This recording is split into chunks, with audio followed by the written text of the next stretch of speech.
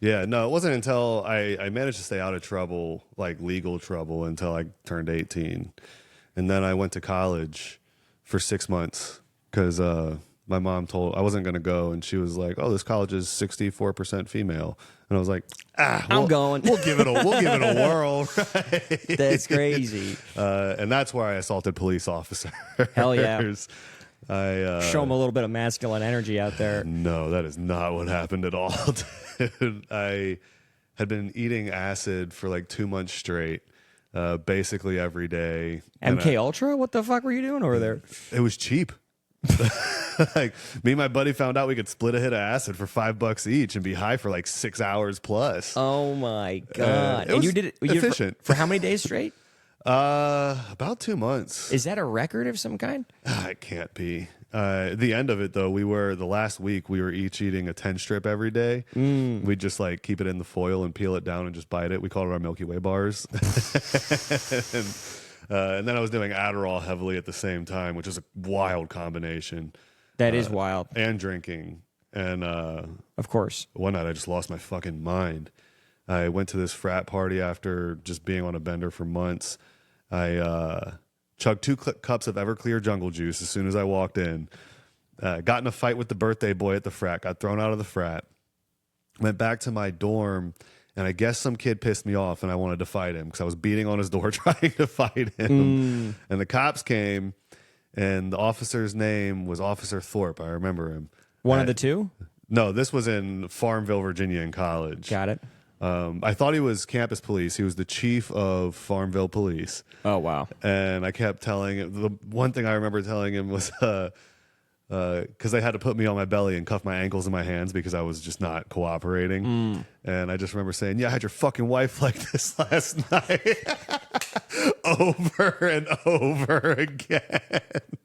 And then Yo, that's crazy, dude. well, and then he got me in the police car, and for some reason I thought if I went to the hospital then I wouldn't have to go to jail. So I have this scar on my head somewhere because I banged my head on the plexiglass between the front and back of the police car until it busted open. So I'm just leaking blood. He takes me to jail, and they were like, you got to go get him fixed up. You know you can't bring him in here like this. So you were kind of right. Yeah, except I caught 2 felony charges at the hospital because I spit on him. So I got assault on police officer, and they tried to charge me with attempted capital murder of a police officer. And then I got another assault charge at the magistrate's office because I kicked a cop in the knee while we were sitting there, and they were writing my charges. Are you serious? Yeah. Were you still kind of like wired? Is that why? Yeah, I guess. I mean, I remembered most of this late. When I woke up in jail the next day, I thought I was just in the drunk tank. Oh, I was like, when do I get to go goodness. home? And there was this big black lady behind there, and she goes, honey, you ain't going nowhere. You got 8 misdemeanors and 3 felonies. And I was like, she's like, you don't remember anything, do you? I was like, Damn. So what happened after?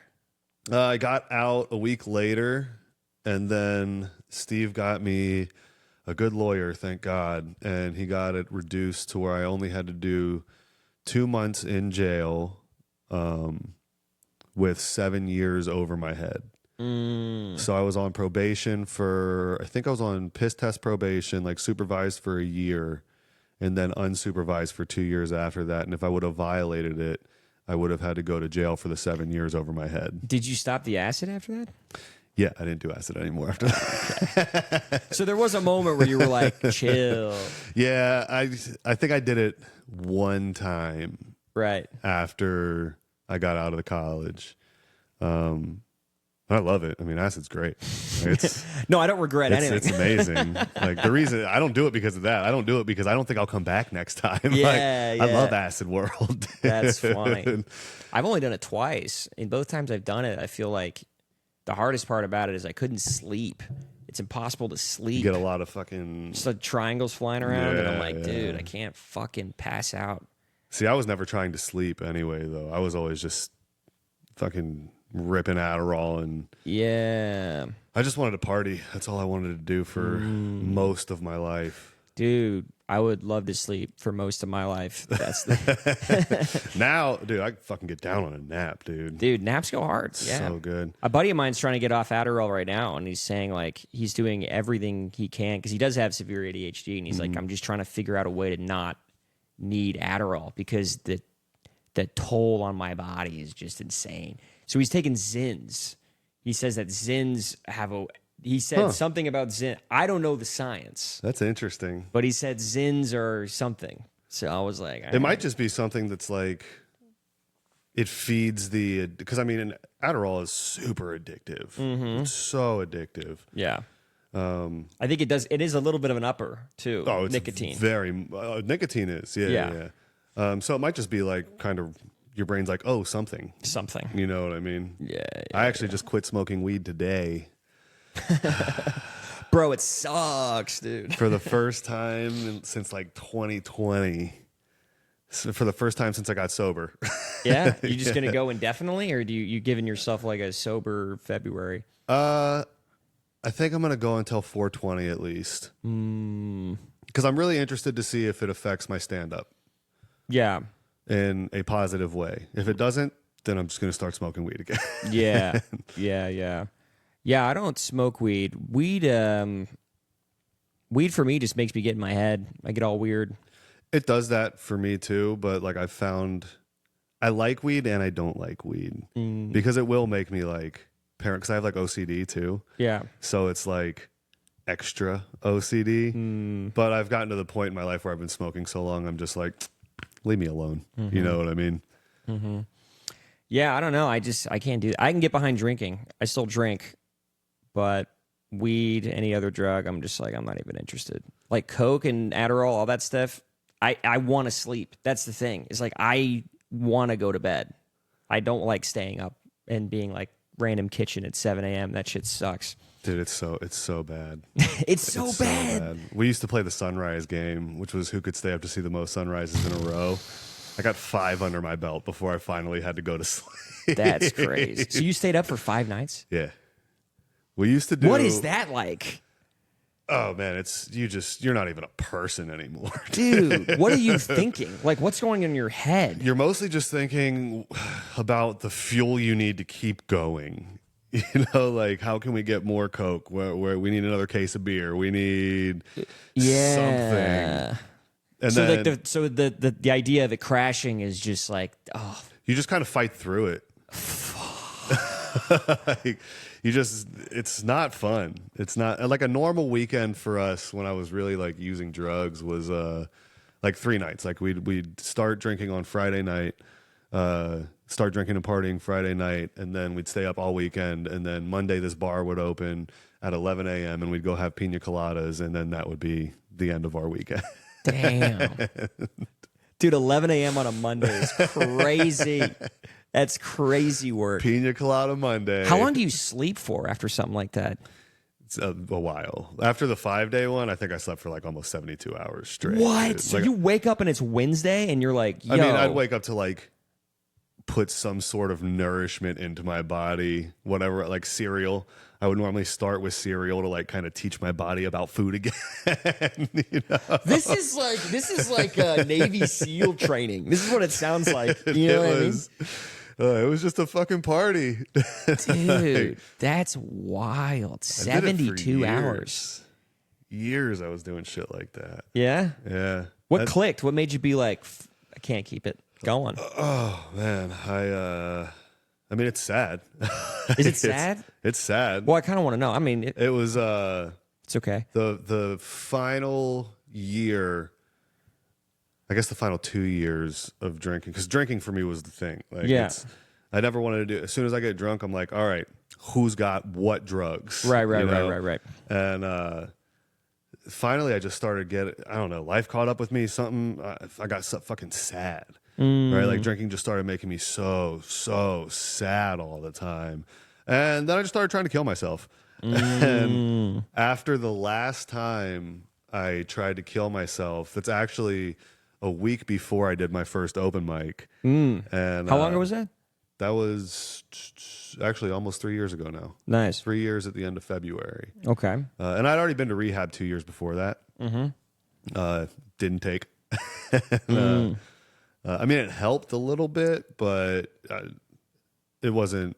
The rehab stuff doesn't work for me, right? Like the AA, all this stuff. Like, it's good to know the ideas behind it, But the I indoctrination is kind of like, all right. yeah. I had to just want to be sober, and then after the last time was nuts, dude. I got fucking ended up fighting my apartment. Like, I destroyed my apartment. I ripped patches of drywall out. I tore my TV to pieces. Why? What was going on? I don't know.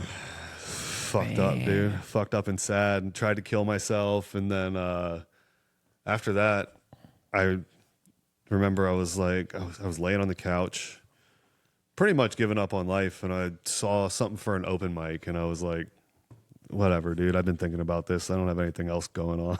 So you went. So I went. And it was fun. And it was fun. I mean, it was... Was it here? No, this was in Florida. Florida. Yeah, I did stand up in Florida I did like 3 open mics in Florida. And then I moved to West Virginia right before I moved here. And I did like... Why West Virginia? My lease was up in Florida, and my buddy lived up there. He had a place. He had a room. Okay. And then you came here. Yeah, and then I came here. Yeah. And that's when I started doing it seriously, when I got here. Because, I mean, you can here. Yeah. That's good. That's healthy. That things you came back. Yeah, I talk to people about it. They're like, oh, you just traded your addictions. I was like, well, I got news for you. That's all drug addicts, That's dude. all drug addicts. Yeah, that is that's true. all we do. That's why you clicked on the Zen thing. You were like, I mean, now he has something. You know what I mean? You need something. It's like I'm thinking about smoking cigarettes again for a little while I take myself off weed, just because I like the act of smoking. Yeah. You know? Yeah, it's so interesting. Like, I hear these kinds of stories, and I'm like, I am just not an addictive person. I don't know what it is. I have never, like, even cigarettes. I've smoked cigarettes my whole life. I don't have an urge to be like, I'm going to go buy more and keep smoking. I just have a pack, and it'll be in my house for months. I've never understood how to do that. I don't get what the thing is. I guess it is a brain thing. I don't know, but it's like, I just don't feel an urge to do it. See, the cool thing about addictive personalities, though, is if you can figure out how to use it for something positive, yes, it's sick. It's awesome. You know what I mean? Yes. Like, it's great. The issue is finding something positive that fulfills that itch. Yeah. Mm-hmm. Which stand-up, I mean, that's one thing I love about stand-up, is because, like, you're going to feel something on that stage, whether you do good or bad. And it is sort of a hit of adrenaline too. There is a something happening. So it makes sense. But like, especially when you get up and you get like a new joke that just kills, and you're just like, oh, thank God. Yes, dude. Yeah. It's like it's an endorphin high. It is something. Yeah. You ever get into exercising? Some people get into running. Actually, I wouldn't be able to do anything without the gym. Really? Yeah, the gym it taught me discipline again, because I was good for a little while when I got out of rehab, and we had a gym at the rehab that I was in, so I would just go every day. And I kept that going when I got out, and I started training with my buddy in his garage, and the gym sucks. You know what I mean? Like, it's tough. But when you first start seeing changes, then you're like, oh, that's pretty cool, though. Like, that is cool. I look different, dude. That's cool. Yeah. Because, like, I'm 200 pounds now. When I went to rehab, I was probably about 55, 60 pounds lighter. Oh, shit. Yeah, I was 6'3", 145 to 155 pounds. That's great. You're 6'3"? Yeah. You said 135? 145 to 155 pounds on any given day. Yeah, that's great. Because I'm 145 and I'm like 6'1". I'm a very skinny guy. But another 2 inches, I mean, that's a lot. Yeah, I was... Yeah. And I wasn't like a healthy skinny. Like, I was like, is this guy okay? He's dark. Were you always skinny? Yeah, I was always skinny. Yeah. I was actually convinced that I couldn't put on weight for the longest time. My buddy was like, watch this. And then he taught me how to like do gym stuff. And finally I put on weight, and I was like, oh, this is cool. I've always been a really skinny guy too. And I had a gym moment when I came out of college where I was trying to like eat like a lot more food, the peanut butter, all that, going to the gym like 4 times a week. but it was just so tasking. It is. And I was like, this is not what I want to spend my time on. It just felt like a lot of time being dumped into that. And I was like, God, but And that's why it was so great for me, because I needed to replace my time with something. yes, that's true. You know, I wasn't doing productive shit with my time. Yes. Yeah. So, and it is hard, dude. Like, when people ask me about the gym stuff, I'm like, yeah, I mean, you get out of it, you really get out of it What you put into it, because it is not easy. Like, the going part is easy. Like, if you're actually trying to change your physique or anything, the eating is so fucking hard, dude. The eating is the biggest one. And that's why I like people like The Rock shocks me, because that guy's food budget must be insane. Like every day he's probably eating like $300, $400 worth of food. On top of the steroid budget you have to That's true. have. That is true. But like, I mean, when I was living the gym life, like that's all I was doing. Right. I mean, to get bigger, by the end of my first bulk, I was eating 7,000 to 9,000 calories a day because my metabolism's so fast. 7 to 9. What are you eating? What are you eating? What is a day like that? So the tippy top of it was wake up and I would eat 6 eggs, 3 pieces of bacon, a bowl of protein oatmeal, a protein English muffin, and a cup of milk. 2 hours later, I would drink a double scoop protein shake. 2 hours later, I would either eat 2 Five Guys burgers or an extra meat burrito from Chipotle. 2 hours later, another protein shake. And then I would go to work, and I worked at this taco place, so I would make sure I ate at least 9 tacos during the shift. What? And then I'd come back home and drink like 1 nighttime protein shake. Oh my God. So you're basically just eating Bro, all how day often long. are you shitting? Oh, too? you shit a lot, and they're big shits. Oh my God, dude. Shit all the time. I shit like every other day. I feel like that's pretty good pacing. Oh man, dude, it was. I mean, you're shitting 3, 4, 5 times a day sometimes. That's Like, crazy. I mean, I was drinking like a gallon of milk a day. to the point where your boss is probably like, "Yo, you're shitting a lot on the clock." Yeah, it was like, hey, somebody watch my tables. I gotta go. Gotta rip one, dude. I ate 9 tacos just now. Yeah, I ate 9 tacos and I had 2 double cheeseburgers earlier today. 8,000 calories is crazy. I maybe get 1,700 a day. I feel like that's kind of where I'm floating around. I still try and average like 2,000 to 3,000 a day right now or more, just to maintain. Because like that's one of my biggest things. Like, so like I have the body just like in my head I'm still 145 pounds. Right. You know what I mean? Dude, you got an arm on you, bro. That's what people say. Dude, you look like you could clock someone out. I mean, I could do that when I was skinny. I couldn't. I was better at getting clocked out when I was skinny. Yeah. Oh, dude, I used to get my ass beat all the time. You could take a hit back then more? I could probably still take a hit. Yeah, yeah. You ever fight? You ever like UFC or anything like that? No. I just got in fights. You Fights just all the time. just by experience, not by training. Yeah. Like one time when I was 18, I was drinking so much liquor that like I'd wake up and roll over and I'd be like, ugh. And I have to hit up my friends and I'd be like, I got my ass kicked last night, huh? They're like, oh yeah, you did. That's so wild. Dude, getting into a fight and not remembering it would be scary. The last time I got my ass beat, and I got it fucking beat, it was my ex-girlfriend and her new boyfriend. And they jumped me in a parking lot at like 2 a.m. Because I told him I would meet him there. I was hammered.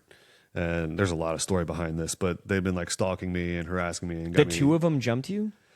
Well, I thought it was just going to be him because I was hammered. I barely remember being there. And then I remember seeing 4 people in the car, and I was like, oh no, I've made a terrible mistake again. Who are the other 4 people? Or the other 2? I don't fucking remember. I've been trying. I thought about this the other day, actually. I know who they were. Damn, they rolled up on you then. Because I remember seeing them and like knowing who they were and realizing I was in trouble.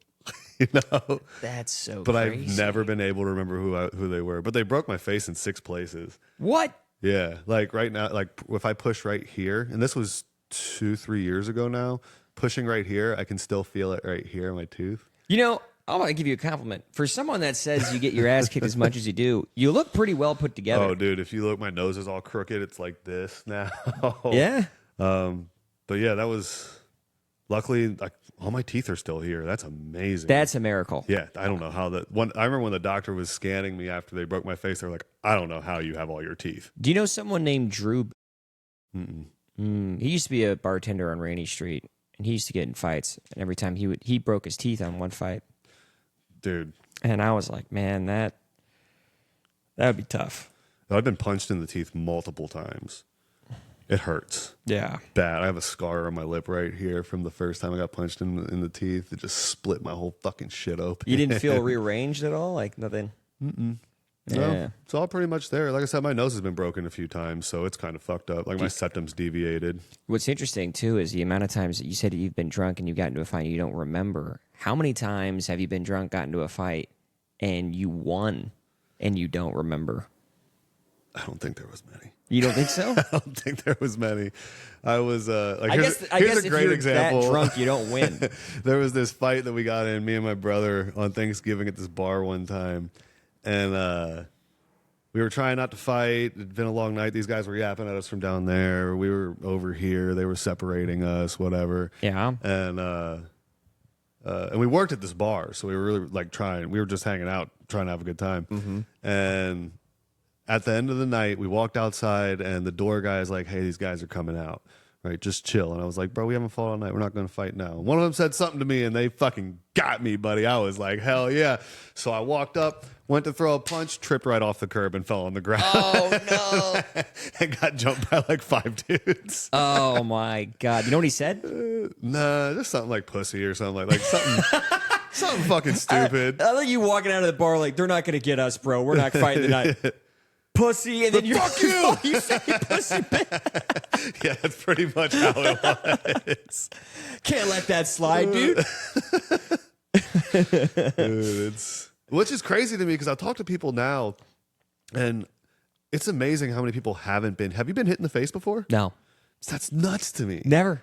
Like Never growing been up hit as in a the face. kid, we just used to fight. You know? No, man, never got hit in the face. I got in. I'm trying to think of the 2 fights I've ever been in.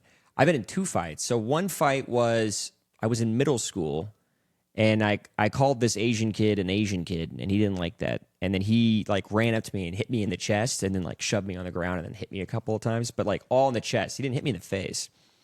And then I'm trying to think of another time. Very respectful. It was pretty respectful. And I wasn't even swinging back. I was just like, ah. I was just dying. You're like, this didn't go the way I thought. I was like, you are Asian. I don't know what to say. And then the other time, I mean, I'm trying to think. You didn't even call him a slur or anything. Yeah, I That's was so like, funny. you are an Asian man. And then he just lost his shit. And then I think that's kind of it. The other times I'm thinking have just been like pushing, like nothing crazy. I've seen people like my friends get in fights, and then I'm like, holy shit, we're fighting. But I've never been like I never gotten hit in any way that's crazy. But yeah. Dude, we were always fighting as kids. I grew up in Northern Virginia, right outside D.C. And it was like we went to this magnet school in a bad neighborhood. Yeah. It was like an arts and music school. My mom was the teacher there. That's why we went. And it was a good school. What is a magnet school? So it like pulled people from other counties and stuff. Okay, You know, okay, it wasn't like just the one, like this is the school for these people. Like they would come from further away because they had a like arts program and I'm like. so dumb. I was like, this must be a trade school to like learn about Yeah, magnets. That's I how was we were just in the factories. I was like, what are you making magnets? We were just slaving away. It's so dumb that I thought that first. I was like, what? Okay. But, like we knew all these kids growing Yeah. up who ended up like as we got older ended up being in gangs because there were so many gangs around there. Like Yeah. a lot of my friends were in like MS-13 and shit by later on in Oh, life really? and like local gangs. And, Were there a lot of Mexicans in there? Yeah, it was big Salvadorian population in the school I was in. In Northern Virginia. I didn't know that. Oh yeah, I mean Northern Virginia, like DC, is such a mixing pot. There's Yeah, that's true. so like I don't remember hanging out with a ton of white people for real. Like they were there, Yeah. but yeah. I was always hanging out with. And we went to like an all-black rec center after school too. Is that around Baltimore? 2 hours, 3 hours, something like that. Yeah, I've been to Baltimore a couple of times. That's scary. And it is a scary place.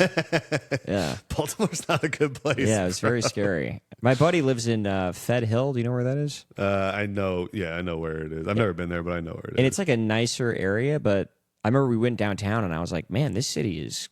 Downtown Baltimore? Yeah. Yeah, It's dude. like, this is a scary ass fucking town. It's like, this block is nice. All the blocks around it are terrifying. Yeah. It was fucking wild. Why are they doing so much fentanyl in this place? Dude, it's crazy. It's it's weird sometimes when, because I grew up in Austin, so I'm like, oh, like the country's probably like this, and then you go other places and you're like, oh no, it's not. Like some places are. That's fucking crazy that scary. you grew up in Austin. Yeah. I grew up here. I didn't know that. I grew up here when I moved here when I was 11. Damn, you grew up here. What are you, 30 now? I'm 31. 31? Yeah. I've been here like 20 years. Yeah, that's you're a rare one. Yeah, yeah. Somebody said something on the mic last night that was like coming from somewhere, what are Texans like? And he's like, I'm in Austin, I haven't met one. And I was like, that's pretty accurate though. It's true. That is very accurate. But you're not wrong. Yeah. Well, I mean, like, so it's interesting because all my friends live here and they've been obviously like high school friends and stuff. So if I go out to like South Austin bars, I'll see people that I'm like, oh, I know you from high school. I've seen you around. Like, I know these people. They're Austin people. But when you go downtown, it's completely different. Nobody. It's nobody. And like I work next to hotel, like I work next in between like 3 hotels, like the Fairmont's right next to me. Mm-hmm. And so I'm always talking to people from out of town, and they're always like, how long have you lived here? You live here? And I'm like, dude, nobody's from here. You're not going to find anybody downtown who was raised in downtown Austin. I think as far as comics go, like the oldest, like Freddie, you know Freddie? Freddie Dulles? No, the other Fred. Fred, he's like a little, he's kind of like a small black guy. Not Freddie Dulles. Oh, Fred. I know. Yeah. I can't remember his last name. I know who you're talking about. Fred. Yeah, he's from here. He was born and raised. Other than that, I don't know anybody else that was like born and raised Austin. Dude, I mean, you're the only person I think I've met. Yeah.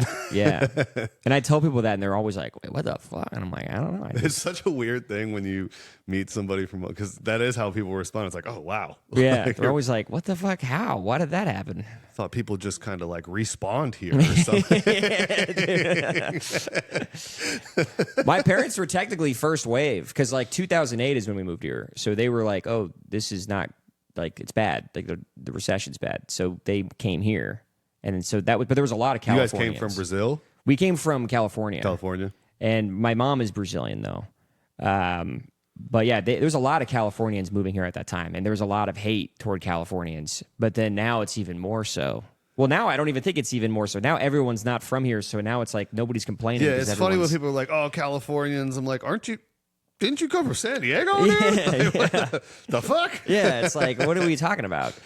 But at this point, yeah, it's like it's completely taken over. Like you don't even hear complaining anymore. It's like everyone's from somewhere else. Exactly. Yeah, it's just, I mean, that's why it's so dead in the holidays, dude. It's Because true. people just like over the holidays, the few people who were in town were like, come in the restaurant, be like, oh, I thought it would be busier. I'd be like, you thought wrong, dude. This is not a good time for us. It's fun watching Banana Phone during holidays. I feel like that's a good indicator of like where, like how many people are here Are in and how many town. people aren't, Yeah. dude.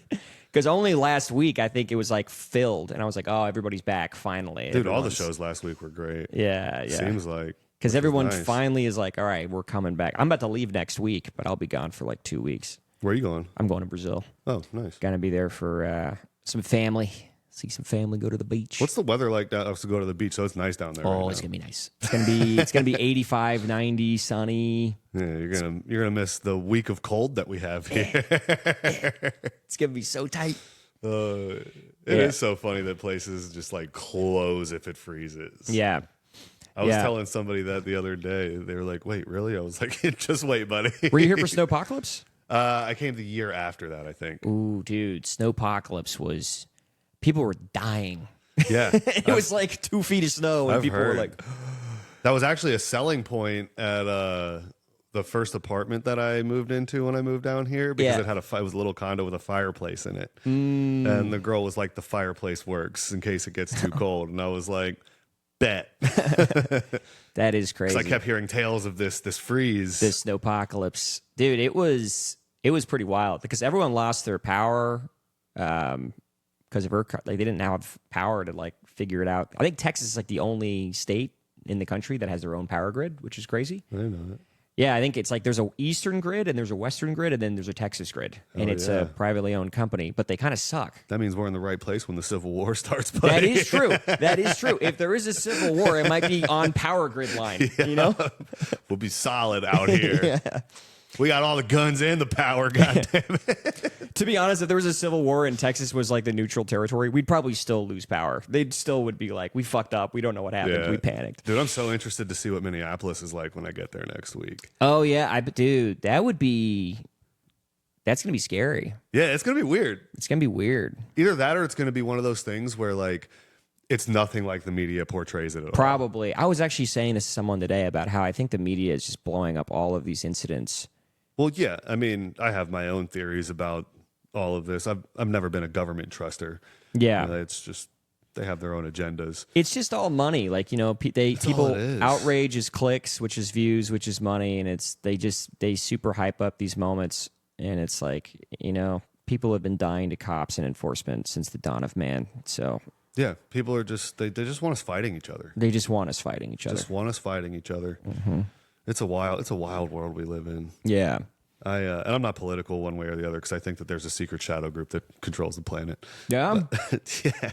Oh yeah? Dude, can we talk about that for a second? Dude, I'm down. Okay, explain the shadow group. So I don't know exactly like if it's you want to call it the Illuminati or the whatever, but I think that, you know, money is what controls the planet. Right. And there are people with immense amounts of money that we don't really know unless you start really digging on the internet. Right. And if you just start following the money, it seems like the same people have their hands in every single thing that happens all over the world. Right. I mean, the main one being the military industrial complex. Right. Like war is money, dude. Well, I feel like and here's the thing.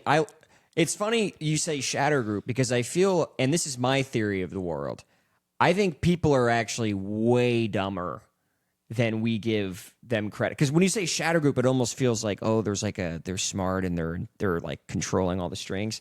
I think we know who these people are.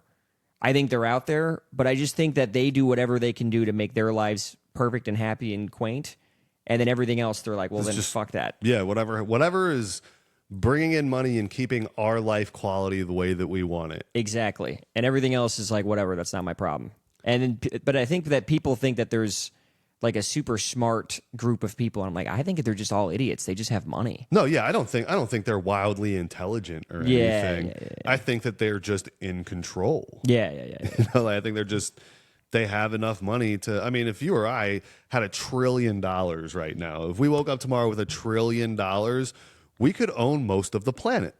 I'm trying to think what I would want to own. Because there's always a question of what we do with a bunch of money. But I think if I had like that much money, I would probably buy, like what companies would I want to own? Probably like grocery stores. I think that'd be a big one. Water companies, like companies that make water. Yeah, water is good to have. Yeah. Especially if we ever lose it.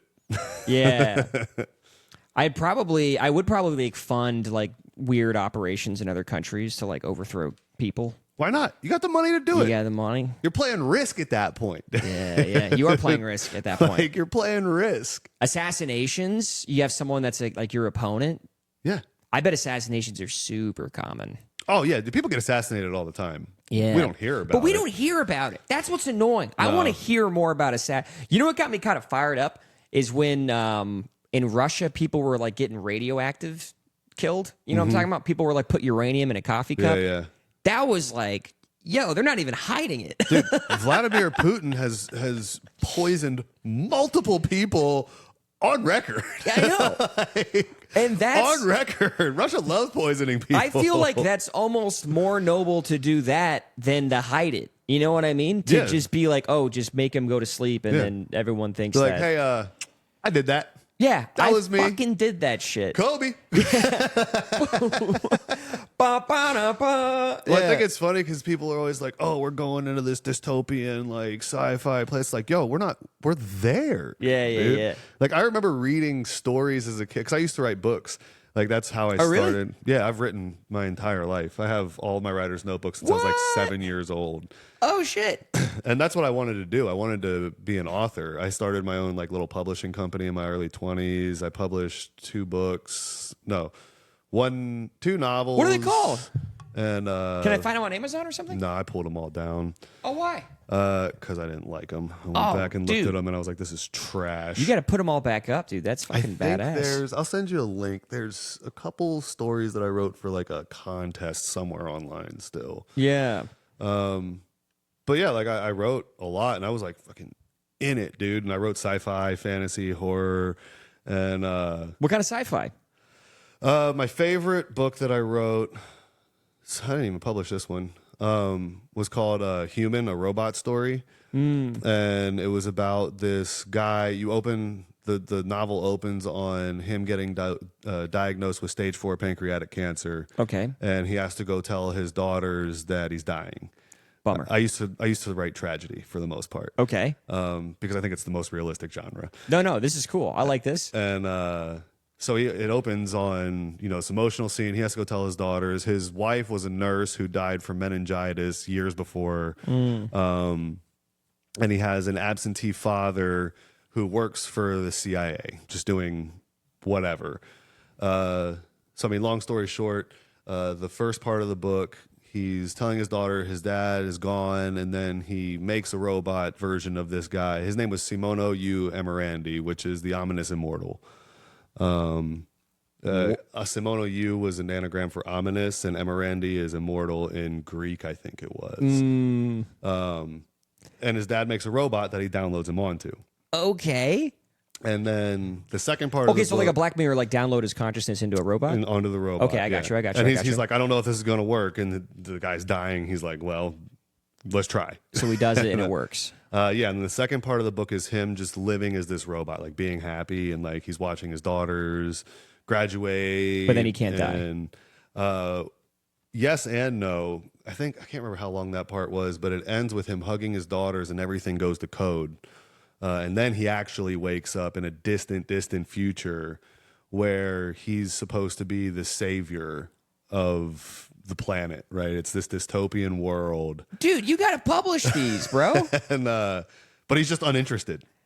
He doesn't want to do it. No. Oh, I love that. He doesn't fucking care, dude. He lost everything he loves. He's like, Fuck humanity. basically. I love that. And it ends with him riding the Earth into the sun.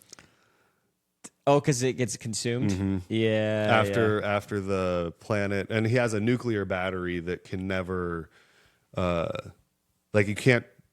How did I make it? He's I got can't like that remember. Tony Stark heart.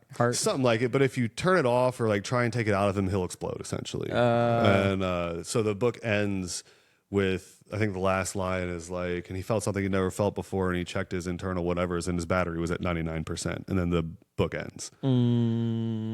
Dude, you should publish these. Yeah, I should find that book. I did. You like should that book. publish these, bro. How long is it? It's like 60, 70,000 words, something like that. The discipline to write a book is unfathomable to me. It's fun. Really? Yeah, I mean, it's fun and it's terrible. That's what I would imagine is it's terrible. It's so frustrating, but it's also cool. Like when you're holding that first manuscript that's just complete garbage and you know it, right? But it's just this pad of paper and you're like, huh, I just made all this up. It's just Look at this big old pile of shit I made. got high and made all this up, dude. That's actually so awesome. And eventually I just stopped because I realized that people don't read anymore. Dude, people don't fucking read shit anymore, man. And But some people do. Some people like books.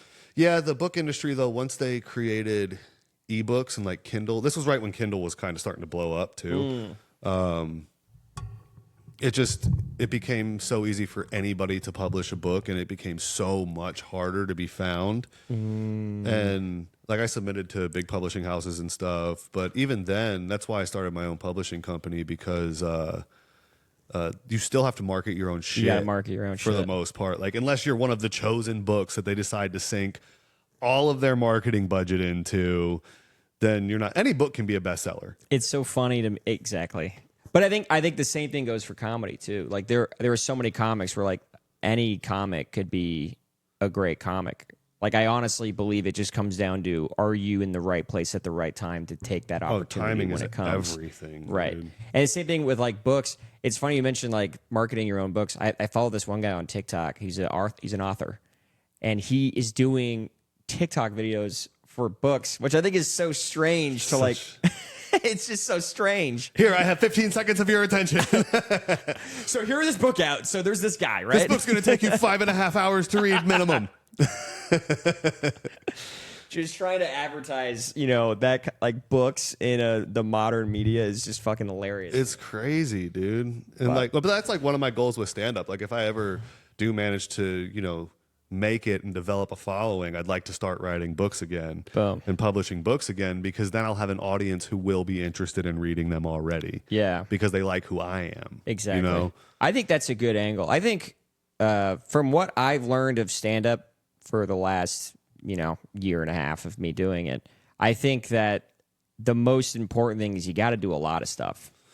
I think that's the biggest thing that I've noticed. So much stuff. You got to do a lot. You can't. There's so many people that just do stand up, and I'm like, well, you got to do everything. You kind of got to do everything. Well, I mean, and that's why there's like, I know there are open micers out here who are funnier than a lot of comics that I know. You Right. know what I mean? But they're bad at everything else except Yes. writing jokes. Yes. And like, unfortunately, we don't live in a world where being funny is Enough.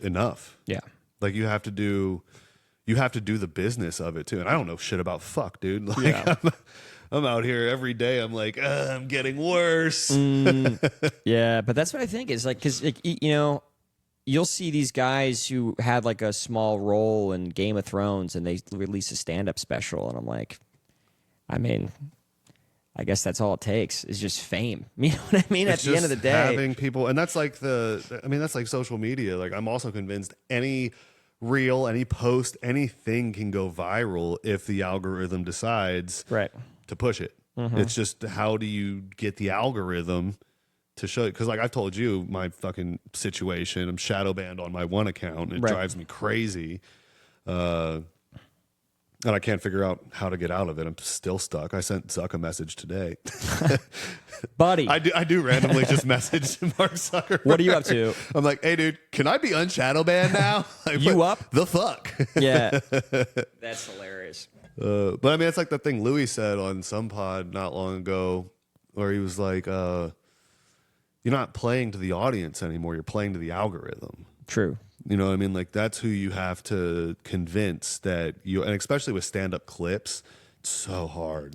But I think the algorithm is still people. Like I do think that the algorithm does a good job. It's so funny we talk about the algorithm like it's the Matrix or something. It is the fucking Matrix. algorithm.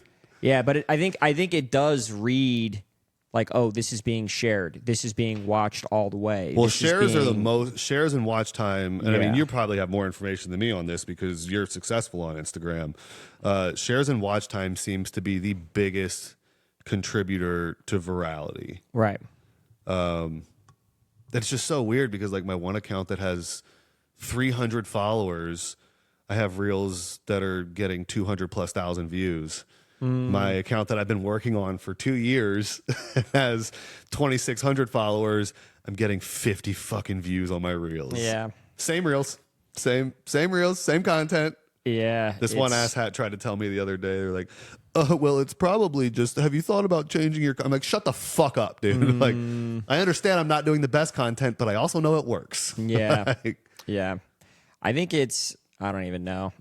It's just like, I say this all the time to everybody. Like, I just put a bunch of dog shit all the time on TikTok where I'm like, I'm okay with failing there. And then if it even does remotely good there, then I'm like, all right, Instagram. see, it's so, do you ever have anything that doesn't, that outperforms on one platform? Yes. Because sometimes I'll have something on TikTok that blows up and it won't get any views on Instagram. Yeah, that's happened to me before. It's so weird.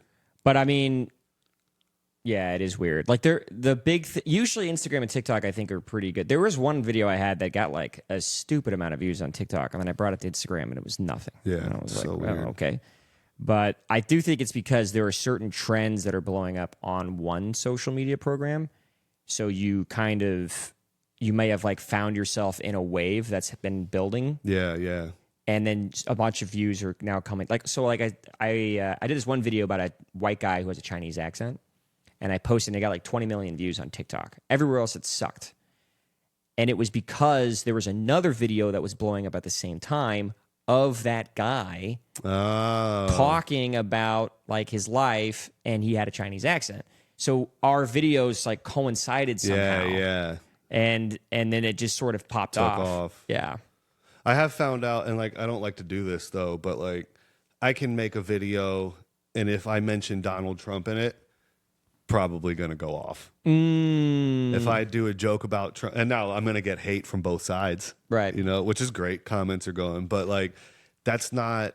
I see so many successful people who will not sell their soul. That's the wrong word, but enter a niche they never meant to be in because it works. Yeah, that's exactly. I find myself doing that right now. I've been doing movie reviews. I've seen some of them. I like them. And I'm sitting there like, is this going to be what I do? And I love doing it, but I'm also like, but I'm kind of just, I'm falling into this niche of like, this is all I do. And a lot of what I do at TikTok before was I would just talk about anything that's going on in my day or what happened in my life. And that was sort of my niche, was just doing that. But now if I do those videos, people are like, yeah, this is great, but can you do Othello, or can you do Macbeth, or can you do like... Have you ever seen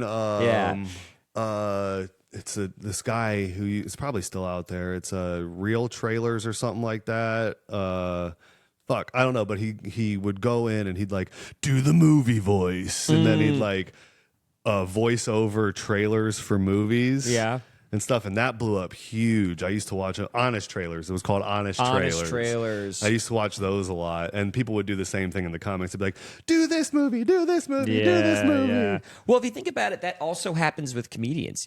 Or even actors. You're getting typecasted. Yeah. Is essentially what's happening. And that's something I think about when it comes to my stand-up so much is, and I'm pretty sure, I can't remember, I think this was a Louis quote too, where he's like, I didn't really like figure it out until I started talking about what people wanted to hear. Yeah, I remember him talking about this on a podcast. Yeah. He was like, one day I was just tired of hearing the same boring laughs.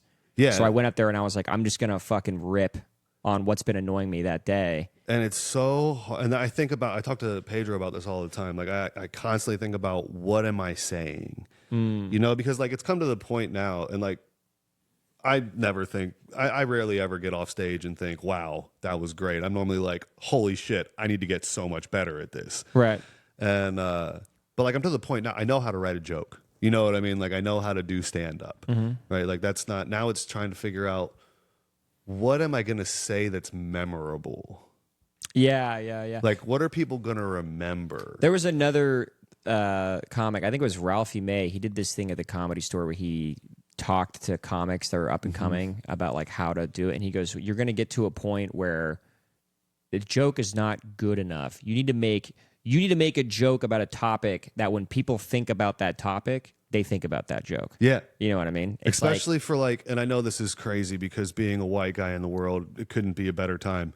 But like in stand up, at least in the beginning, being a straight white guy is fucking hard. Yes. Because that's everybody. It's everybody. You know what I mean? Like that's fucking everybody. So to stand out, this girl told me at one of my first open mics that I look like generic straight white comedian number 4. Yeah. And that shit has stuck with me since then. That's actually fucking hilarious. That's so good. It has stuck with me since then, and I'm always thinking about, how do I break out? Well, then that reminds me of Timmy No Breaks. He said the same thing where he was just like, it's like you need to be the same guy doing the same jokes that everybody. Like, yeah, you get a cute little point on something that everybody else has pointed out, or you could just be insane and ridiculous. Yeah. And then people are like, you got to pay attention now because this is something we've never seen before. Yeah. You know? And this is Mr. Beast. Mr. Beast had a good thing. He goes, you can't just show people an elephant. This is a great quote he had. He was like, you can't just show people an elephant anymore because they're going to be like, I've seen an elephant. I get it. Yeah. He goes, you have that's to show interesting. them a purple elephant. Something, it's still an elephant. I like that. That's cool. It's an elephant, but it's different. You know what I mean? So that way they look at it and they go, what the fuck is that? You know? Well, I mean, people have always told me the most interesting thing about me is my life stories, right? But the issue with where we're at in stand-up is that you get 5 to 10 minutes on stage. Yeah. You know what I mean? You can't, if you want to get booked again, you just got to kill. Yeah. Like you don't have time to. And that's where I almost agree with the mothership thing where it's like, if you're on that stage, do your best shit and just kill. Yeah, you got to kill. And there are other places to figure shit out. But if you're on stage, kill, give them what they want.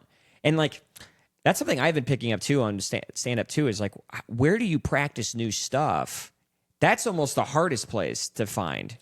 That's one of the reasons I run shows. I fucking hate it, dude. Yeah. I hate it so much. But if I want to go up on my show and completely bomb, I'm going to fucking do it. You can do it. I'm going to do it. Because I'm going to say whatever I want. Your place, your comfort place. Because I worked hard to get all these people in here. And if they don't like me, that's fine, dude. Because in the show, you do your best shit. The open mic, you can't really tell if it's good or bad. No, I mean every once in a while, and that's what I talk to people about, like new comics, because I run the Roscoe's mic so much, and I do new faces, new comics. Really feel like they can ask me stuff, and it's nice, and it's also terrible. Right. Because like I like helping people, like no doubt, if I have information, but also I'm not your figure it out. You know I get what it. I mean? Yeah, at some point, it's like you just got to do the rep. But I always tell them, like one thing I will always say to somebody who just moves here or something, they're like, oh, there's so many mics and stage time. Like just make sure you understand exactly what you're getting out of that mic before you go to it. Otherwise, you're going to be like, this mic. If you're going to an open mic looking for laughs, you're going to have a bad fucking time, dude. You're going to have laughs are a bonus at open mics. I think a good way to do open mics is to be very clear with them, like, these are ideas. Yeah.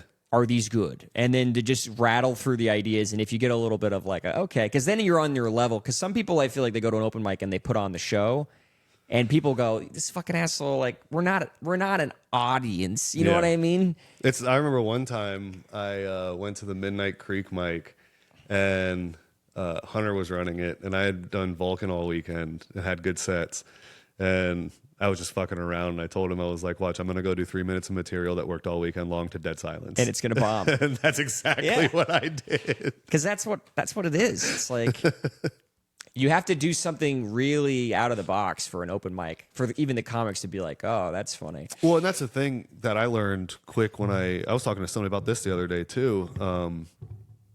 Being careful, because you end up doing so many mics that if you're not getting booked in front of real audiences, you need a laugh to keep going. You know, so you start accidentally writing to the comics. The shit you write for comics to laugh at almost never works. Never. In front of real people. Yeah. And I found that out once I started getting in front of audiences, and I was like doing the shit that I've been doing at open mics. Yeah.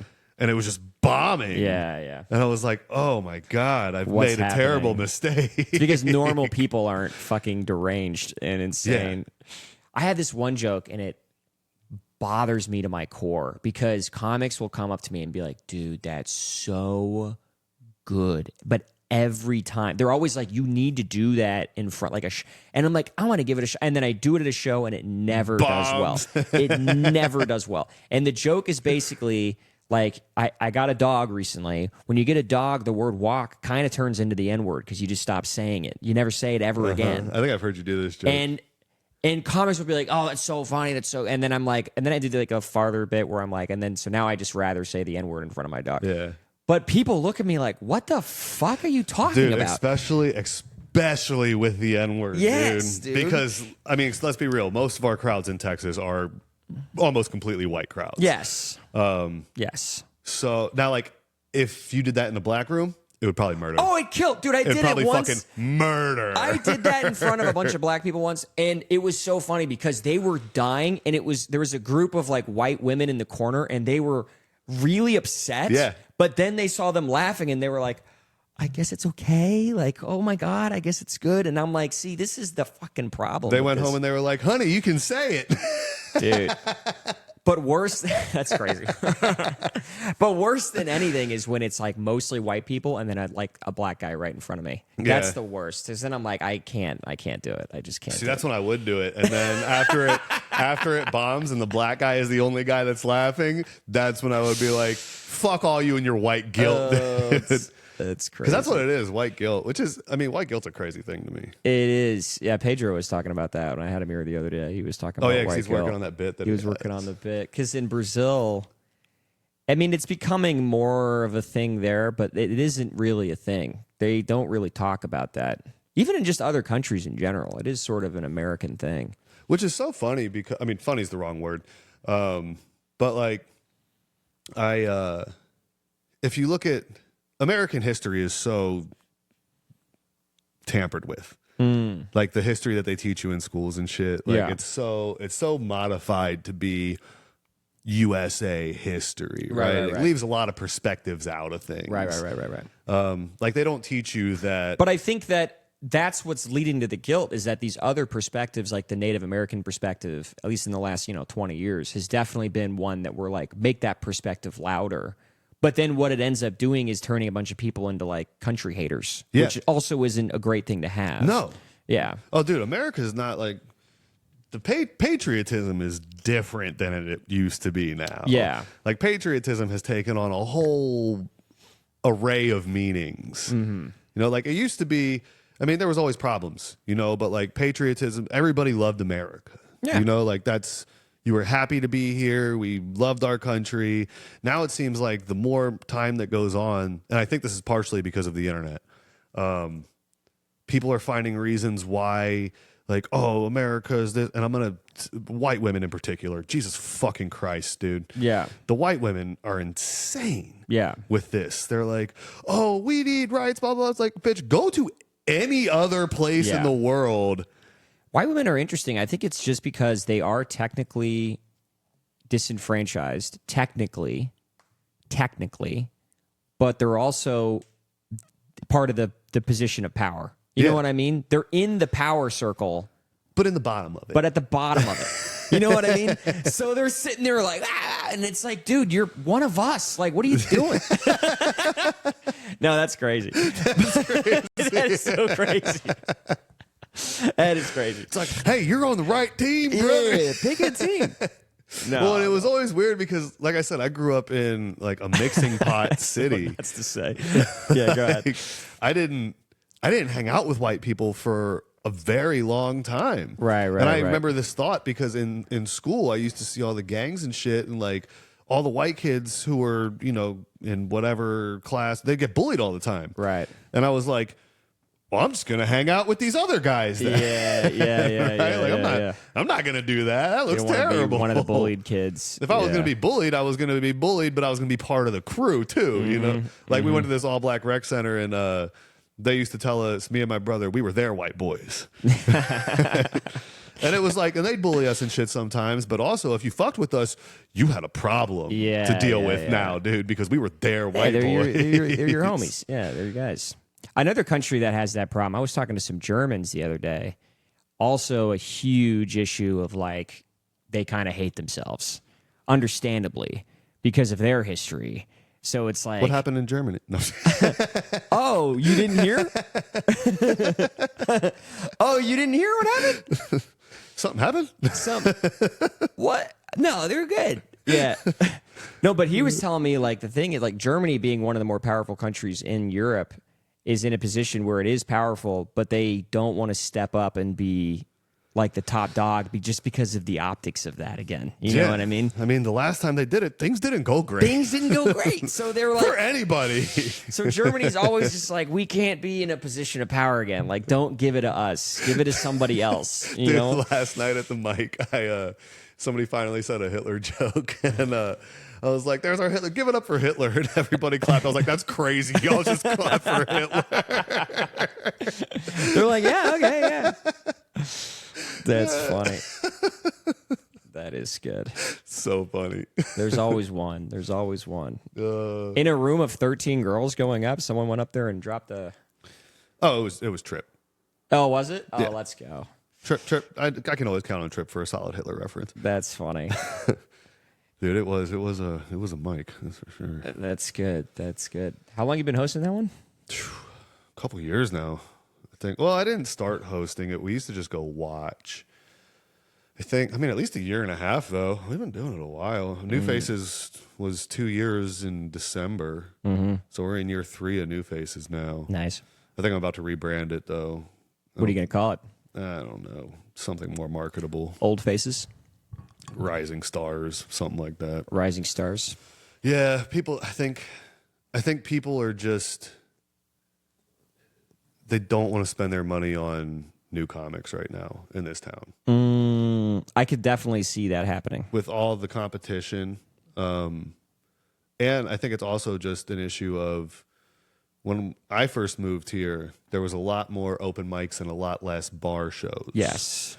You know, like a lot of these bar shows were open mics. Yes. Now it feels like there's a lot less of everything, to be honest. Yeah, well, I also think that like people who are going to these bar shows, they hear the word show. They've never been to comedy before, right? Because they're just in Austin, so they want to check it out. And it just kind of turns them off because, I mean, we know how the bar shows go. Yeah. Sometimes motherfuckers are great.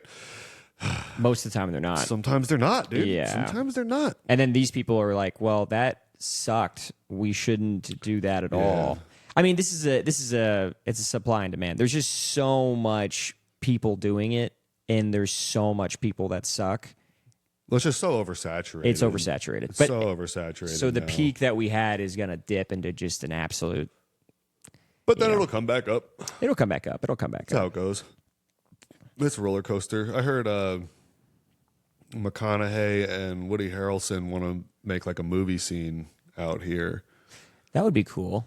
It would be sick, dude. That would be cool. Completely, we get a lot of weird like LA type comics, Mm-hmm. like trying to use stand up to get into acting. Yeah. There was a guy that came through here like a year ago, and he was one of those guys, and I was like, are these really jokes or is he acting? I can't really tell. What's your goal with stand up? My goal. I like doing stand up. I like writing jokes. I like doing shows. I think it's good to be good at public speaking, and I want to be as comfortable as possible doing it. Do I think I don't know. I'm not the kind of person that's like I'm looking for this. I'm enjoying it. I'm enjoying getting good at it. I don't really know where I want to go with it. I also like the videos. I would say if I do have a goal of any kind, it's I want to be supported by doing this. Yep. I don't want to be going back to my corporate life. I don't want that. I want podcasting, stand-up, videos, whatever that circle is to support me, and whichever one pops off the most and I can lean on, great. That's what I was talking about with, you got to do everything. Because it's like, if stand-up is making you more money, okay, great. Do more stand-up. Like, I'll do more of that. If the videos are making more money, great, I'll do that. But I just want to diversify and do everything in that world. And then, if something dips down, then I can start doing something else. But I think stand-up is a good thing to have. But I honestly don't think that my stand-up is going to go anywhere for probably like half a decade. Oh, yeah, I'm counting 10 years before. Exactly. Because I just can't imagine. I think it's one of the slowest burns that I'm doing is stand-up. Podcasting is another slow burn, but I think it's going to pick up faster than stand-up will. Well, and that's the thing about podcasting, too, is that they kind of go hand in hand. Mm-hmm. You know what I mean? Like, let's say that your pod, all of a sudden, you're getting, hundreds of thousands of views on each video. Right. Well, I think that podcasting has the most direct correlation to people who want to come see you live on stage. Right. Right? Because they're already willing to give you their time. Exactly. And I think, again, it's all in the same circle, but it all does meet at social media, which is like the tip of the spear of if people aren't seeing you there, they aren't seeing you anywhere else. I mean, social media is our Tonight Show. It's the Tonight Show. You know what I mean? Like, that's what they had back then. Now it's social media. You need X amount of followers in a certain niche that will... I mean, that's why Tim's done so good, because his content is his act. Exactly. You know what I mean? I was talking with that about someone else. Like, I think he probably has one of the highest concentrated followers of people that just enjoy stand-up. Oh, yeah. as opposed to someone even like myself, where like people like my videos and they like watching me, but a lot of these people probably aren't stand-up fans. They're just like, oh, he's just a guy online that says funny stuff. And that won't translate directly over like his following will, which is like Kill Tony, stand up. We want to go and see shows. I was talking to Tim the other day, and I told him, I was like, I think even if Kill Tony disappeared tomorrow, he'd be fine. He's developed such a devout following that likes him. It wouldn't even, I don't think he'd miss a beat. And the other thing about him is that, again, I think he has diversified just in a different way. He's not doing what I'm doing, which is like podcast. He can go up and do anything, and it will, and he'll make it work. You know what I mean? Crazy. He's diversified his stage ability, but because he has 10 years of stage doing improv and all this stuff, it makes him so diversified in that world. Yeah, which is something that people discount. Like, when he started doing stand-up, he knew how to be on stage already. Exactly. You know what I mean? Like, when we started doing stand-up, we were just like, exactly. What is this joke I'm supposed to tell you? Yeah. So he has the ability to perform as well as tell jokes. Yeah. And that is a huge other level. That's like that's the next level. He could probably even act. He could like I've told him a bunch of times I think he's going to be on SNL one day. Dude, SNL, acting, like being in movies, cameos, he's a performer. Like he is a fucking performer. If I was going to categorize myself into anything, I would say writer.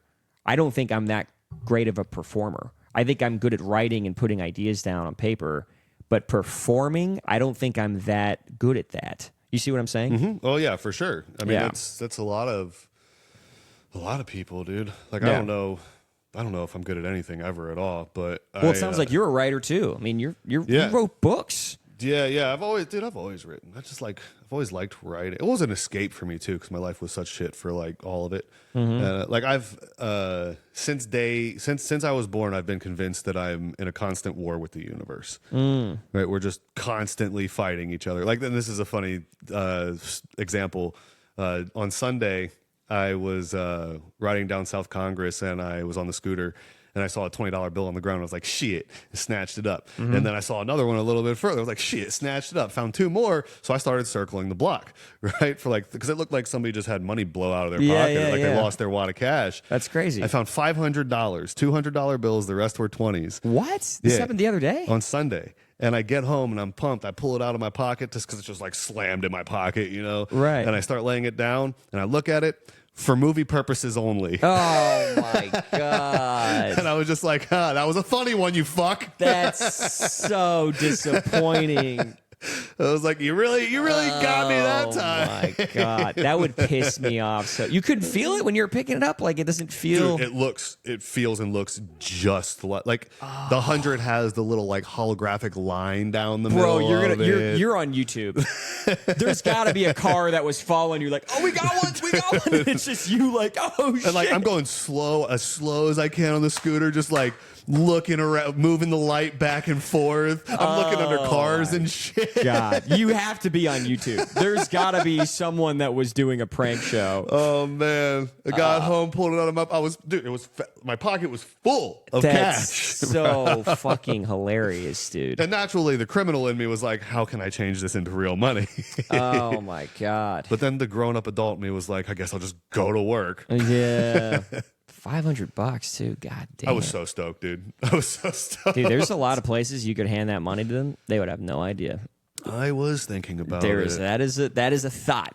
That is a thought for sure. I think I'm just gonna wait and use it for something funny. I don't know what yet, but when at some point I'm gonna be walking around and I'm gonna be like, man, I wish I had 500 fake. You know, someone told me a story. Tim Hill last week was here. And he told me a story about the time that he got into a car accident, and the guys came out and they pressed him to pay for the car accident at that exact moment. They were like, "You got to pay us right now," and they were like forcibly telling him. And he's like, "Okay." And then he went into his car and he had fake money from like a sketch or something, and he just gave him like $200 in fake money. Awesome. And they were like, "That's right, motherfucker," and they just drove off. And he was like, "Let's go." He was like, "Got your ass." Got your ass.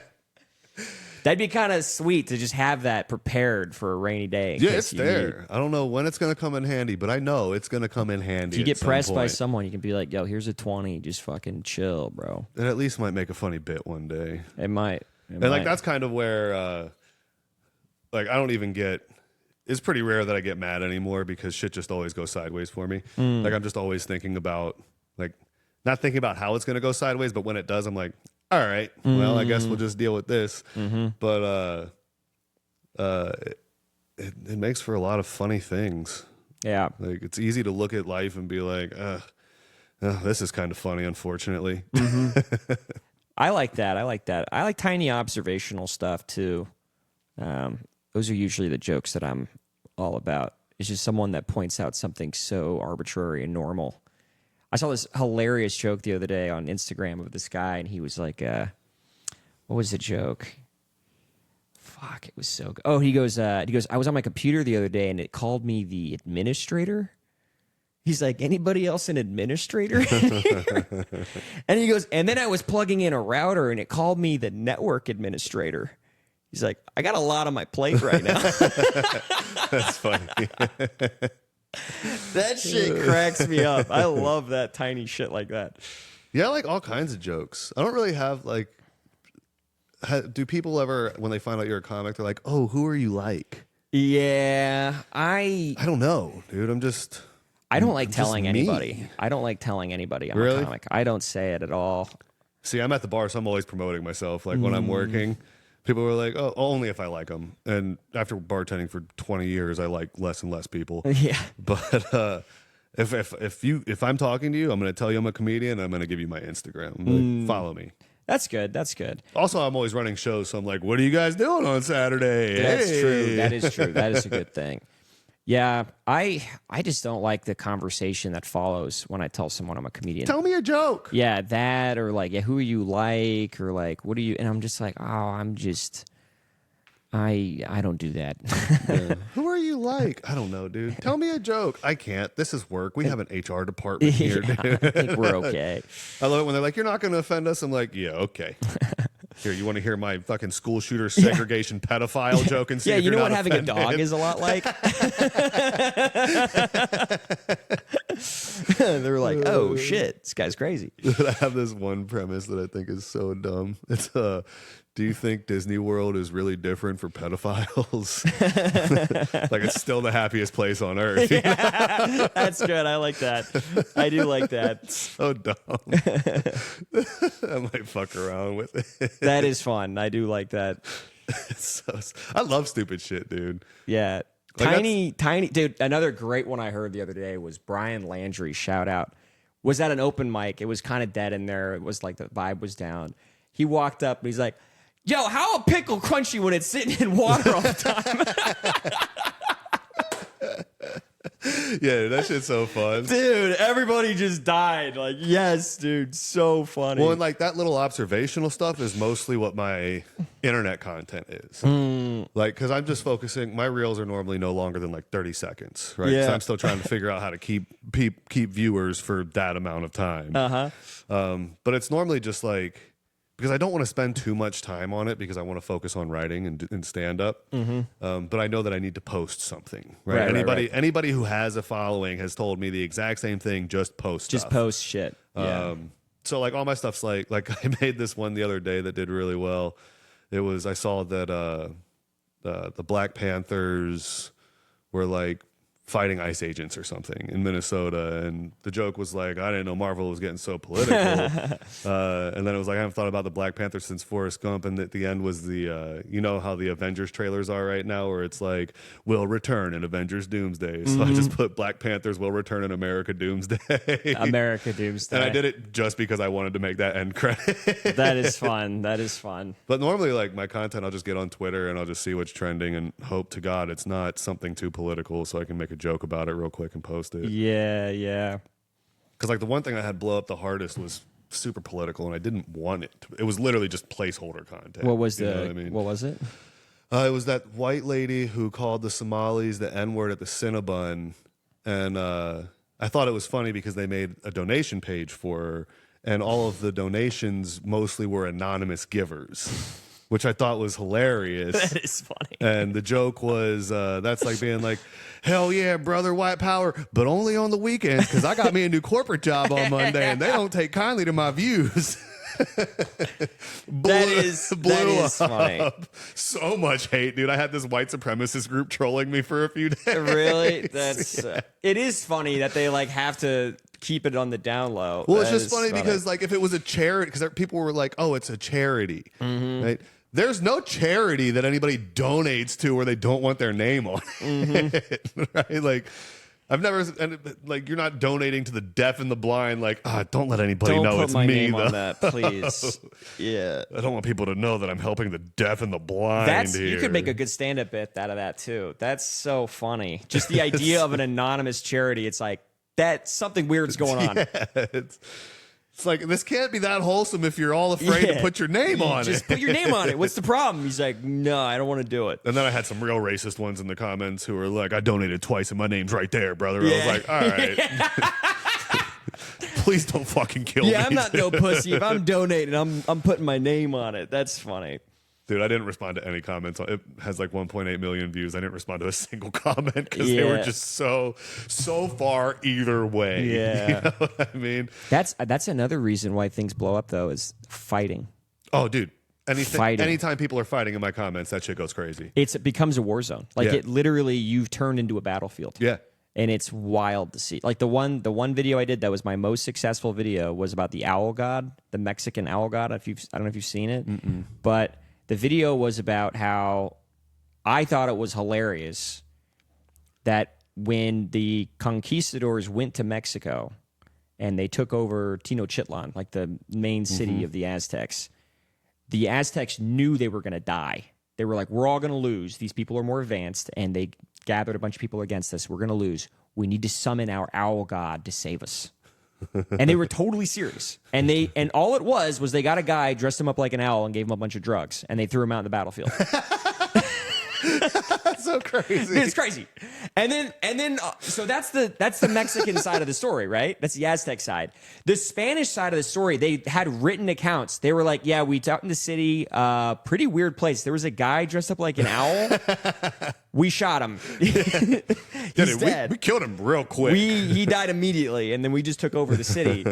And it's funny to think that was their last line of defense. Yeah, and they were like so hilarious. Convinced. It's hilarious. But in the comments, there are people like, how dare you? This was a tragedy. Like, my people suffered. And it's like, bro, this happened 500 years ago. Yeah. Chill, dude. Yeah. You're not even that anymore. You're more probably, you know what I mean? You're probably more European than you are Aztec at this point. Dude, I made this one joke, another placeholder, all the placeholder ones that I make real quick before I go to work on like Saturday and Sunday mornings. End up doing the best. It's so annoying. Yeah. Anything I put time into, bombs. Yeah. But this one was about the No Kings protest when we had it, and it was just a joke about traffic. It was literally like, great, there's going to be traffic everywhere. Oh my God. They fucking lost their minds, dude. Oh, man, it went viral. People were fighting. Let me tell you, one thing that I've learned about American politics when it comes to like posting an opinion online, the left is way meaner than the right, dude. The left is... They're telling me to fucking kill myself and shit, dude. Like, the right's just going to be mad about it. You know what's crazy? And I hate to say this, too. I think it's unfortunate because when I grew up, my whole family and everybody I knew was a leftist. And I was like, that's how I grew up. So when I see them being mean and loud and terrible, I'm like, this is so awful. Like, this was supposed to be the good side. Yeah, and I'm not even saying that's how all the left is. I'm saying my experience and my comments. No, you're right. It's when I piss truth. off the left, God, they say the meanest shit. They say the meanest stuff. And I'm like, dude, that's so crazy. And then the right. When I piss off the right, they're just like, fuck you, buddy. Yeah, they're just like, yeah, exactly. Which is fine. Yeah. Like, fuck you, you commie son of a bitch. Or they say something racist and cheeky. And I'm like, well, that's okay, I guess. But the left is like, I hope you and your entire family die a horrible death and are tortured. But it's like, whoa. It's terrifying. It's terrifying. I don't know how we got here. I saw this thing. It was Jeff Dye, actually. He was talking about Seattle. He was like, when I grew up in Seattle, it was a great town. Like, it was just a little liberal town, people doing art, music. It's like now you're there and like, you get a lot of that, which is people like, I'll fucking kill him. Yeah. I'll kill a Republican right now. And it's like, yo, that's crazy. Well, it's that so you're funny like that Jeff Dye says that because now his whole act is like, fuck the libs. Yeah, it is. I've been watching a lot of his clip. He posts, man, talk about someone that's good at social media. Holy shit, that guy posts a lot. Yeah. He has fucking 10,000 posts on Instagram. You know how insane that is? That's so many. And That's they're a fucking posts that shitload. worked too. You know what I mean? They Not all do like- pretty well. Yeah. And I'm like, he's just fucking throwing everything at the wall. That's all you got to do. And eventually you find something that sticks. Yeah. And then you just do it again and again and again. Yeah. Like there's one comic who had a joke go viral and he reposted it until he got over 100,000 followers. And it went viral almost every time he reposted it. That works. The Owl God one, I reposted it again, 15 million. I was crazy. like, it's because the same fighting happened again. They were like, oh, it's the next year. He posted it again. Let's get back in there. Round 2. I was like, I just this is crazy. reposted one today that always does well on the 300 person account and it's fucking cooking again. And I was like, all right, so this one works. So like that's kind of like my indicator one right now for my other account. Just repost shit. Like as soon as if I'm like, okay, maybe I'm on shadow banned, I'll repost that one. And if it starts working, I'm like, okay, cool, I'm out of the fucking woods. If it doesn't, then I'm like, I'm still locked up. Yeah, just repost bangers. That's probably the move. Yeah, it depends on. I mean, How often you're doing it. yeah, how often? Because that will annoy people. I saw something online. It was like you could probably do it like every 3 months.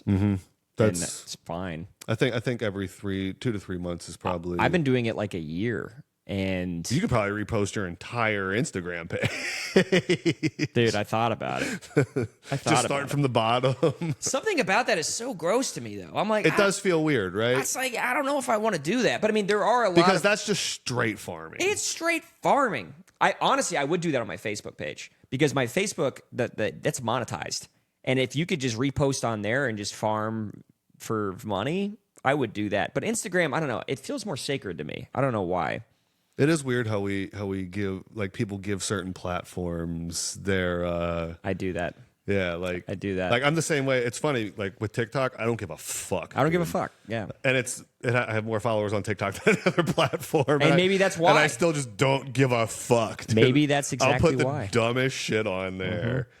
That's like, because I use it the same. That's like my really experimental like I'll try anything. I don't care. Because I feel like with TikTok, I don't follow anybody on TikTok. I follow 0 people on TikTok. I'm never going to follow anybody on TikTok. I don't Yeah. use TikTok. I've never Right. scrolled TikTok. Yeah. I literally get on, I post, I look at comments, and then I get off. That's exactly what I do. I've never scrolled TikTok. I'm just sort of using it to put shit out there, but I never look. I used to when I was doing the real estate content. I used to watch other real estate content and be like, "Oh, look at this guy! Look what he's doing!" And then I would do that a lot. But now, yeah, I mostly use Instagram. If I'm doom scrolling, it's on Instagram. Yeah, that's the only place I'd or Yeah. Reddit. Reddit is another one. I'd be on that conspiracy sub, dog. But I love Reddit, it. does Reddit pay? I don't know. I don't really post a lot to Reddit. Every once in a while, I do. What's a crazy conspiracy you're in right now? I want to get into that. Crazy. I mean, it's so weird because almost all of them are just happening. Like it's not like the conspiracy subreddit doesn't even, it's more like news. Yeah, it's true. Dude. It's crazy how when I was a kid, all the conspiracies you were like, oh, these are all fake though. They're just like fake ideas. And now that we're all grown up, it's like, well, a lot of them It's like, well, these keep happening. A lot of them were real. I can't So- think like one conspiracy that I am sure is not true is the moon landing though. So you're sure that the moon landing did happen Yes. is what you're saying. I think we went to the moon. I am a mooner. I think You don't agree? I don't think one way or the other about it. I think there's enough evidence to be skeptical. I understand skepticism, but Am I going to say we didn't? No, I'm not going to say that either. yeah. Like I'm a pretty open thinker. Like I'm more like I like to see.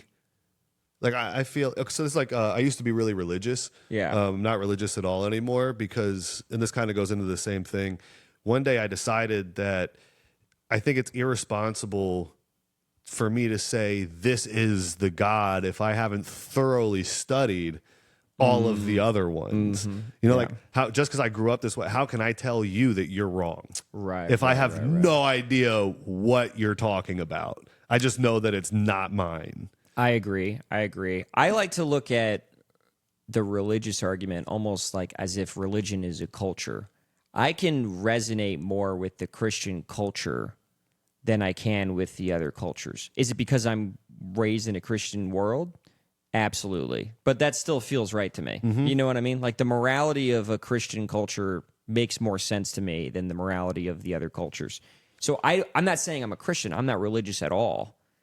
But I just kind of am like, I get that Christianity is my team, I guess. You know what I'm saying? Yeah.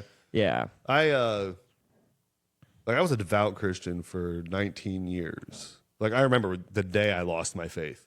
Oh, yeah? Like I said, I went to the Christian group home. And What'd you shit. see? Like, You saw a ghost or something? I was laying in jail, and I was about to pray, and I remember just thinking, like I was sitting there, I was squaring up to Jesus, you know, like we're getting ready to talk, and I just remember thinking about my life, like my dad had left, life had been shit. I fucking ended up in a group home, lived with a stranger, was in jail now, and I just remember thinking, I don't think this is working. I've prayed every night my entire life, and it just keeps getting worse. Yeah. And that's when I was like, I think I'm just going to try and be a good person instead. Like, I think I'm just going to do that now. Oh my God, that's so funny. A basic Christian moment of like, you know what doesn't work? Just sitting here and talking to this guy. Yeah, like, and like I was one of those, like I had the fear of, like I was afraid if I didn't pray, then I'd be like struck down, you know? And then I was like, nah. How old were you when that happened? 19. Damn, that's still pretty old to have Yeah. that moment. I mean, like life was bad. I held on to God. I needed something. And like my mom, Yeah. she's still a Christian, and like I don't, you know, more power to you. You know, I'm not going to my try and take parents that are all away from you. Catholic, and I don't do that either. But I mean, I just can't like going to mass and all that. I'm like, I just don't care. I'm sorry, I just don't want to do that. No, I also have a pretty pessimistic view of life, I guess. I think it's realistic, but you know, people say it's pessimistic. Like I think we're just here and we die. You know what I mean? Like I don't think there's really much else. I agree. Now I do think, like, if you asked me, it's not a religion, but like, what do I believe? Like, if somebody says, okay, but what do you believe? I believe that we're living 1,000 million lives simultaneously right now. Right? Like, I like the quantum theory. Okay. You know what I mean? Like, I believe that, you know, right now I'm doing X, somewhere I'm doing A, somewhere I'm doing all this other stuff. Like, you know, there's some reality where I didn't make it out of jail. Instead, I got institutionalized and I'm still there. Right. Because it's a very easy thing to do in jail. Right. Like, I remember this one guy, I was getting out in like a week, and there was about to be a race war in the pod I was in. And this big white dude, bald head, glasses, very scary. He was like, "You ready?" I was like, "For what?" You ready is nuts. For what? And he was like, "It's us versus them." I said, "No, it's y'all versus them." He was like, "Oh, so you're not with us?" I was like, "I'm a lone wolf, dog." He was like, "See how that works for you in here?" And I was like, 5 days. 5 days. Oh Get my! me the fuck out of here, dude. That guy got stabbed later that day, probably. Yeah, but like, I mean, I could have made a different choice. Did the battle work out? Some people got beat up, And that was it? Yeah, I don't know. I stayed in my bunk. Damn, he hit you with "you ready" just for a fight? That's Yeah, it? there's not a lot to do in jail, dude. It gets real dramatic real quick. I know, that's drama. Bunch of girls in there, dude. Yeah, dude, it gets real dramatic. Bunch real of quick. pussies in jail. Dude, I would get so jacked if I went to jail. Oh my God. Do you think so? It's hard. That food has no nutritional value whatsoever. That's tough. Because that's what I thought too. I lost weight in jail. Because there's just, I mean, it's just you get. How do you, if you're a bigger guy, do they give you more food? No, you just get the same tray as everybody else. What? Yeah, you get this. Now you can buy shit on commissary if you got commissary. What? How do you do that? I mean, now they probably got computers, I think. But like back then, when I was in there, you just filled out a little sheet and they'd go and they'd bring you your commissary. And I was also in the violent crimes pod, so I was with like murderers and shit who were getting ready to start prison. Oh. Which was really nice, actually. They're a lot more. They're a lot more set in their ways. They're not fucking young guys who are just getting in there trying to prove a point. They're just chilling. They're just chilling.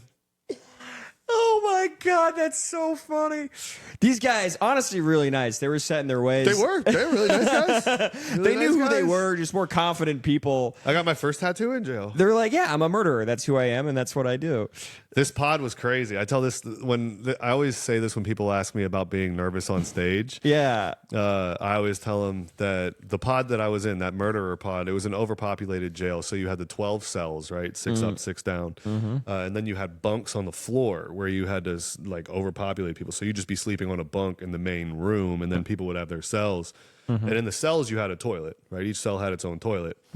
But the only toilet for the people who were on the floor was directly under the TV with no stall on it. And there were 62 men in that room. So when people were like, you ever get nervous on stage? I was like, no, I took a shit in front of 62 murderers one time. That's, like, that's so nothing really crazy. tops that one. That's great. Dude, that dude, if there's a line, was there a line? No, most people had a friend in a cell. So you could use someone's toilet in the cell unless you just got there and you didn't. Like eventually I got myself into a cell and it was nice. That's good. Yeah, I could just take shits. It was great. Dude, just putting it out there in the open. My God. I mean, you hold it for as long as you can, but eventually you just can't hold it anymore. Well, if you can't hold it anymore, I'm assuming it flies out, and then you can get out of there pretty quick. Yeah, you fucking real quick and you're out of there, dude. It was something. It was fucking something. That's nuts. Yeah, I couldn't imagine shitting like that in front of all those people. Fuck, dude. Yeah, terrifying. But on the bright side, that pod only had one single-use shower, so you could drop the soap as many times as you wanted. Take your time picking it up. Do whatever you need to. Well, no one's going to fuck you in public, right? No, and it had a curtain on it, and it was right under the guard's window. Oh, okay. That's good. That's so I was good. like, all right, at least I'm not getting raped in Yeah, here. you At least can't not get in the raped. shower. That's scary, though. That's scary. Did you hear anyone getting shanked or fucking anything like that? No. No? That pod was pretty good. I did have one instance, this other pod I was in, where it was only black and white people in this pod, so it was black-white. And this black dude was fucking with this white dude, and he was really ignoring him. He was doing a great job. And then he said something that got the white guy, and it was 3 bunks. Pussy. What? Something got him. It could have been. And the guy's in the middle reading his book, and I'm minding my own fucking business. And all I hear is this white dude go, "You can suck my fucking dick then." And I was like, no. That was... And like there was way more black dudes than white dudes. We weren't jumping in. Yeah. And then something crazy happened, and the dude hit him while he was in the bed, and then this white dude pops up and fucking got him. Dude, had him up against the wall. He was banging for the cops to come. He was like, CO, CO, CO. Oh, shit. But they all vouched for the black guy, and that dude ended up getting more time and having to go to the hole. And then like a day or two later, I had gotten the bottom bunk, right? The bottom bunk was the good bunk. And I was sleeping. I was rolled over, and I had the like thing tied around my eyes because the lights are always on. Yeah. And these 2 older black dudes who had been in and out of that same jail a lot came in, and they were making fun of the guy. They said that he sucker punched him. And he was like, "I'll take anybody in here." And I was laying there. I was like, "Oh, no, please not me. Please not me." And somebody goes, "What about him?" And I was like, "Please not me. Please not me." And then I feel a tap on my back. He was like, "What's up, white boy? You want whatever?" I was like, "I don't know." And I had 2 choices in my head. I was like, I can get up and fight and get my ass absolutely destroyed, or I can do what I did. And I just rolled over, pulled the thing down off my eye, and I said, "You're welcome to try." And I rolled back over, and I just prepared to be kicked in the back. What do you do?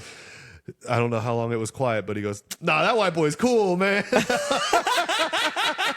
And I remember laying there like, "Oh my God, thank you so much." That's so good. Honestly, that was the best thing you could have said. It was like the most gangster thing I've ever done. That is the most gangster thing you could have said. You're welcome to try, because you were just like if it's what's going to happen, that's what's going to happen. But I want to sleep. Well, I mean, if I was going to try and fight him, I was on the ground already, basically. You know what I mean? Yeah. Like, I would have had to get out of the bunk and manage to stand up and fight this guy before I had suffered a kick to the head or something. You're welcome to try. Oh, that's good. God, it was so scary. That would be scary. So fucking scary, dude. That would be scary. This dude was big too. Like, I wasn't going to win. There was no way I was going to win. That's funny. He probably knew. He was probably like, this guy's not fucking with anybody. Yeah, I was nervous. Oh my God. I can't imagine, dude. What are they feeding? What's the food in there? Fucking shitty eggs, white bread, burgers, but they're like soy burgers, bologna, How are these guys huge? How is anyone huge in there? steroids. How do they get in steroids? Oh, dude, you can get anything in jail. What? Anything. You That can get place anything is- but an actual burger, protein? Yeah. I mean, those are harder to sneak in. Jesus Christ. But yeah, you can get anything in jail, dude. Like, they were smoking heroin in one of the other pods and everybody got in trouble. What? Yeah. I smoked weed in jail twice. Oh my God. Horrible idea. God. Why? Oh, man. You want to talk about being in your head. I remember I got high. I went up to the second level and I looked down. Everybody's wearing the exact same thing. I'm like, what am I doing? I looked at the door and I remember thinking, no matter how bad I want to, I cannot walk out that door right now. I was like, I'm going to go lay down, I think. And then I was like, I'm never going to do that again. And then I did it again. Oh my God, that's so funny because I smoke weed and I'm like, was what I said like 30 minutes ago stupid? And I'm like dwelling on that. And you're sitting there like with way bigger problems. Dude, I was like, oh, bad idea. Oh shit. Oh, man. What a wild time. That is crazy. I only went outside one time in 2 months. They have any yard? They did. I went outside once and I was like, never again. This is a place to get in trouble. Oh, really? Well, I was tall, so they always wanted me to play basketball. Oh. And And you didn't do it? no. That's a good Motherfucker- way to meet friends. Yeah, motherfuckers be fighting on the basketball court. Oh, dude. really? Oh, Yeah. shit. It's a very physical sport. It is. It is. You play street ball? I used to play basketball a lot when I was younger. Dude, you should have been out there and fucking balled with those guys, dude. No. I was not about to. There are no guards or anything out there? They're like... Yeah, but I mean, by the time you're going to get tagged up a few times before they get to you, and they don't care. They don't care all that much. They're just not going to let you die. Oh my gosh. That's crazy. Yeah, it was something. Don't Don't go. Some. Don't go. I don't think I will.